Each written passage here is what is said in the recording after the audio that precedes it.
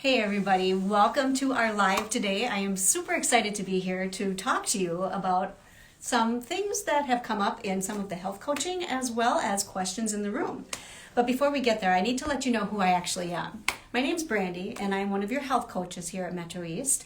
I also happen to be a PA, so you might see me in the rooms. I love working with all of you and getting the chance to meet one-on-one privately as well as in the rooms, kind of hanging out with you and your practitioners.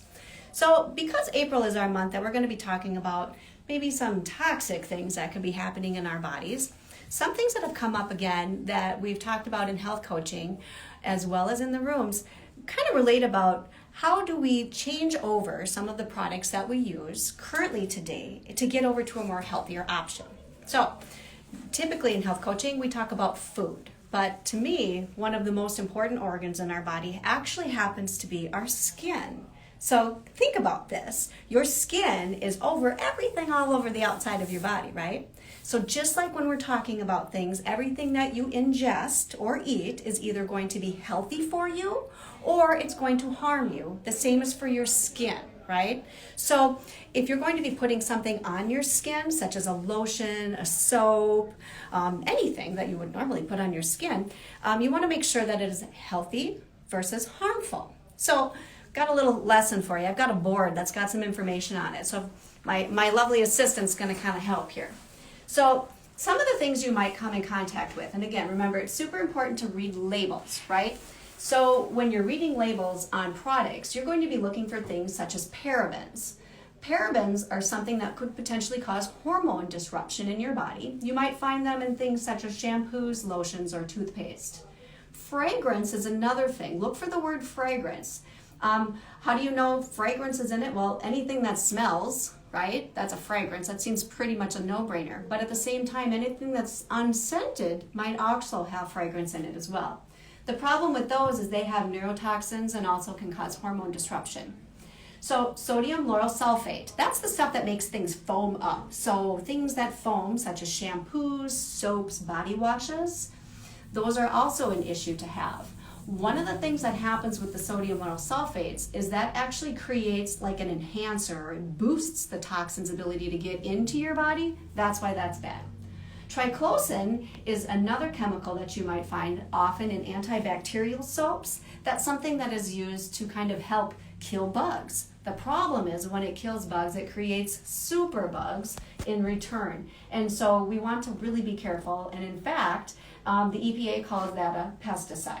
Don't want that on your body as well. Phthalates, those are endocrine disruptors. And those are things that you might find in deodorants, perfumes, soaps, detergents.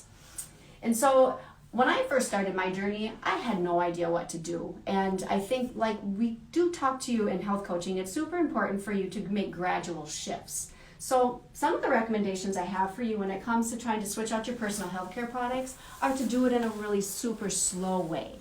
So as you start to run out of something, use this as an opportunity to do a little research and find maybe something that you might like and then go to the store and get it. So for example, EWG or the Environmental Working Group has a website that can help guide you on skincare products. In fact, I use it on a regular basis. If I'm kind of wondering what should I use in my house, I go there and I start doing some searches. They're going to give you a rating system of whether it's kind of a good product to use or one they don't recommend because it's harmful. So use those resources to your advantage, and then when you go to the store you can purchase something. So I just thought I'd bring in some of the things that I've utilized to help transition over from some of my products. So for example, I have some shampoo here. So Herbal Essence is a big brand, and ironically enough, EWG said that it was good. But when you read the label on it, it does have some of these types of things. So is it the best product? I don't think so, but it's a transition product. Remember, I'm working towards getting to something. I have another soap here. It's called Everyone 3-in-1 soap. I absolutely love this one. So this one's actually got a really great lemon scent, and you can use it on anything. You can find this one kind of in any generalized store.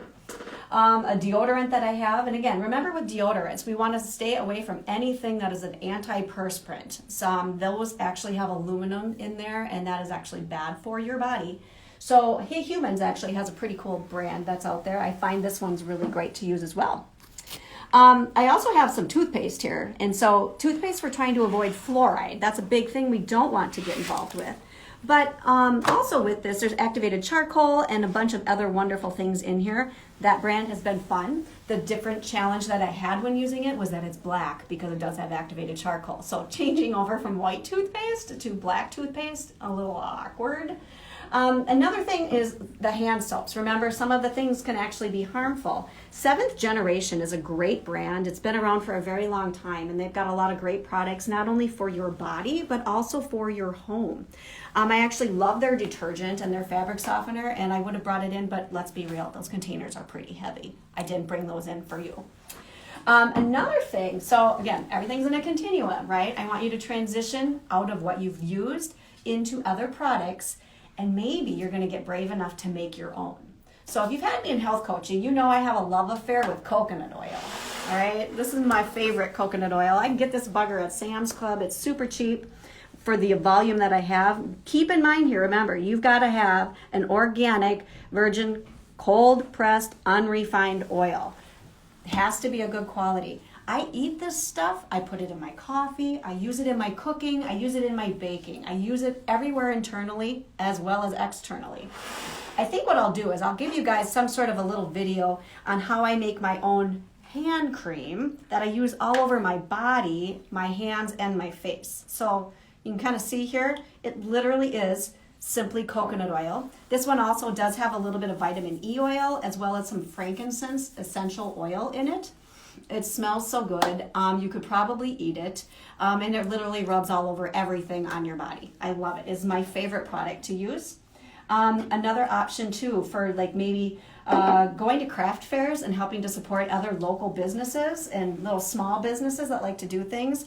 I found a really wonderful soap. It's a hand soap that we can use in my bathroom.